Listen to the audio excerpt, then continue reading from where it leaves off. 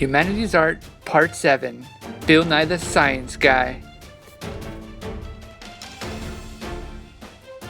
Nye was born on November 27, 1955, in Washington, D.C. to Jacqueline Jenkins Nye, who was a code breaker during World War II, and Edwin Darby Ned, who also served in World War II and worked as a contractor building an airstrip on Wake Island. Ned was captured and spent 4 years in a Japanese prisoner of war camp, living without electricity or watches. He learned how to tell time using the shadow of a shovel handle, spurring his passion for sundials. Jenkins Nye was among a small elite group of young women known as Goucher Girls, alumni of Goucher College in Towson, Maryland, whom the Navy had enlisted to help crack the codes that were used by the Japanese and German military. Nye attended Lafayette Elementary School and Alice Deal Junior High before attending Sidwell Friends for high school on a scholarship in 1973. Nye moved to Ithaca, New York to attend Cornell University and study at the Sibley School of Mechanical and Aerospace Engineering. Nye graduated with B.S. in Mechanical Engineering in 1977. After graduating from Cornell College, he worked at Boeing Corporation as an engineer. He invented a hydraulic resonance suppressor tube on Boeing 747 airplanes. Nye applied 4 times for NASA's astronauts training program, but was rejected 4 times. Nye started doing stand-up comedy after winning a Steve Martin look-alike contest in 1978.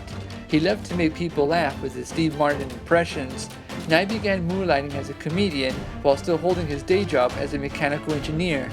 I was working on business jet navigation systems, laser gyroscope systems during the day, and I'd take a nap and go do stand-up comedy by night. Bill Nye. On weekends he would volunteer as a science explainer. Nye quit his job at Boeing on October 3, 1986 to focus on his burgeoning comedy career. During Nye's 10 years college reunion in 1987, he went through great lengths to meet with Sagan at Cornell. His assistant told Nye, "Okay, you can talk to him for 5 minutes." While meeting him at the Space Science Building, Nye explained that he was interested in developing a science television program. I mentioned how I planned to talk about bridges and bicycles and so on, stuff that as an engineer I'd be interested in. And he said, focus on pure science rather than technology, and that turned out to be great advice. In 1986, Nye worked as a writer-actor on a local sketch comedy television show in Seattle called Almost Live. Nye first got his big break on the show from John Keister during open mic night. Ross Schaefer, the co-host, mentioned to Nye that he had 7 minutes of programming to fill in. "Why don't you do that science stuff?" Schaefer suggested. Nye entertained the audience with the comical demonstrations like what happens when you eat a marshmallow that's been dunked in liquid nitrogen. His other main recurring role on Almost Live was a speed walker, a speed-walking Seattle superhero who fights crime while maintaining strict adherence to the regulations of International Speed Walking Association. One famous incident on the show led to his stage name. He corrected Keister on his pronunciation of the word gigawatt, and the nickname was born when Keister responded, "Who do you think you are, Bill Nye the Science Guy?" Nye's science experiments strongly resonated with viewers, and the local chapter of the National Academy of Television Arts and Sciences awarded Nye a Talent Emmy for one of his segments. He was only doing Almost Live as a freelance work. While looking for more TV gigs, Nye was given the opportunity in 1989 to host a short educational program on Washington State's wetlands called Fabulous Wetlands, sponsored by Washington State Department. On Fabulous Wetlands, Nye explained the importance of preserving estuaries and the hazards of pollution. The show became in many ways a model for Nye's later show, with the zany camera cuts paired with nice humor. That set apart from the typical scientific broadcast.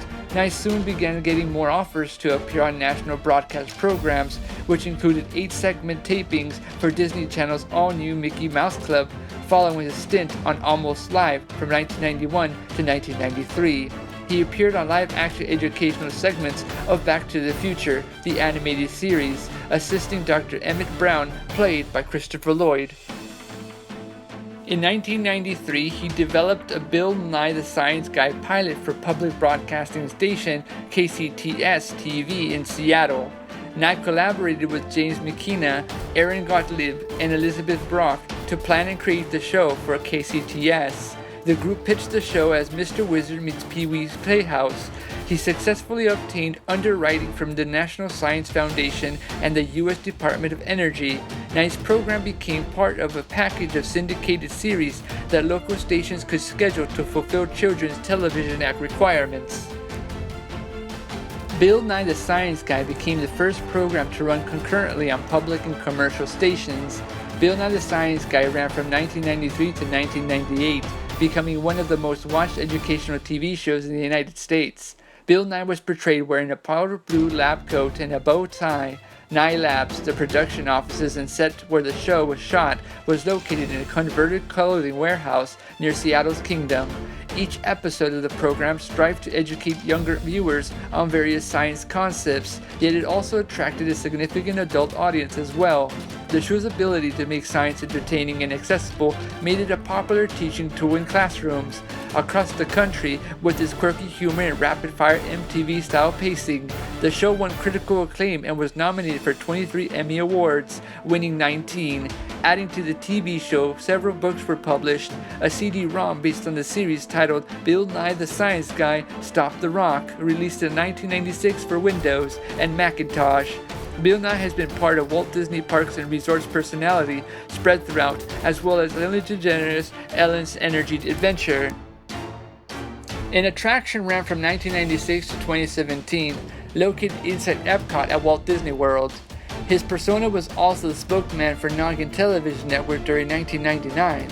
He did a comeback show called The Eyes of Nye with a more adult and controversial science, subjects such as genetically modified food, global warming, and race. The show shifted from creative concepts and clashed with executives and disputes over money. It was picked up by PBS, but the show only lasted for one season. It was not him.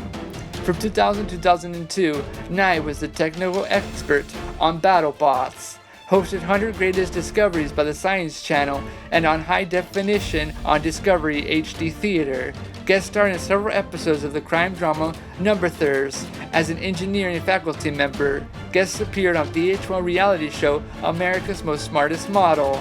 Appeared on Heidi Cullen's The Climate Code, renamed Forecast Earth on the Weather Channel. 2008 Who Wants to Be a Millionaire as part of the Expert Lifeline. Hosted Stuff Happens, a short-lived show on the Planet Green Network. Appeared on the episode Brainstorm on Stargate Atlantis. Nye was a contestant in season 17 of Dancing with the Stars. He and Tyne Sticklin, a professional dancer, lost on week 3. Bill Nye has a show on Netflix called Bill Nye Saves the World, which premiered April 21st, 2017. Bill Nye the Science Guy made science fun. He made it so entertaining and so cool that it's okay to do science. It's okay to go out and experiment. It's okay to try these new wonderful things he teaches. And he does it in such an educational and well-mannered and funny way that just sparks your interest. As soon as you see a video of Bill Nye the Science Guy, you're just stuck in your seat and you watch, because you're glued to everything he says, everything he does, and how he does it. Bill Nye is truly something special because he found something remarkable in something he's good at, but also using that to show us how good it could be, such as science. And there's so many things and elements of science, and he does it in such a fun way that we just invested and want more of it and want to learn more. And then we start realizing that our community starts becoming that. We all bond together through science. We all bond together through all these good, awesome things that have to do with science. And Bill Nye the Science Guy is that person that really does that really shows that science is awesome, science is fun, and science can be really, really cool. And it's really cool. Go check out Bill Nye the Science Guy wherever you can, on YouTube, online. I watch it on Netflix. It's an awesome way of knowing that science is fun, science is cool, and science is way awesome. And that is why, because he has helped so many educational programs in so many schools in understanding and learning, that is why Bill 9 is part of Humanities Art. Yeah, so that's it for Humanities Art Part 7, Build 9. I just thought that was just such an interesting way of really finding an artistic individual with something unique. In every episode, I try and find that humanity in someone that creates something special and uses that into something bigger for humanity. And Bill 9 has done that with science. And to me, I think personally, I'm more of a history person. I like history, I like reading, but Bill 9 makes it so much fun to learn science, to really watch it, really understand it. He makes you actually want to go out and learn this stuff because he makes it so cool. And he also helps you on how you do the things and how you can do the science that he's doing so it can be fun and safe, and it's just remarkable what he can do. And I've always liked in science class, whenever they said we're gonna watch a Bill Nye the Science Guy video, I was like, yes, awesome, like, yeah, Bill Nye the Science Guy video, all right, my day is good, can't wait. What is it gonna be about? Lava, the sun, solar? I was hyped for that, you know, because that was my thing, you know. I learned more on that than I did in science class, no offense, but Bill Nye the Science Guy was just an awesome way of educating children, you know, all over the world and all over the United States. And I think for that degree, using his humor and his passion for what he likes and using that to make something awesome with it, you know, us enjoying science just makes it 2 thumbs up in my opinion. And that is why he's part of Humanities Art. So yeah, that's it for this video, ladies and gentlemen, and I'll see you guys tomorrow for Humanities Art Part 8. Alright, without further ado, thank you and goodbye.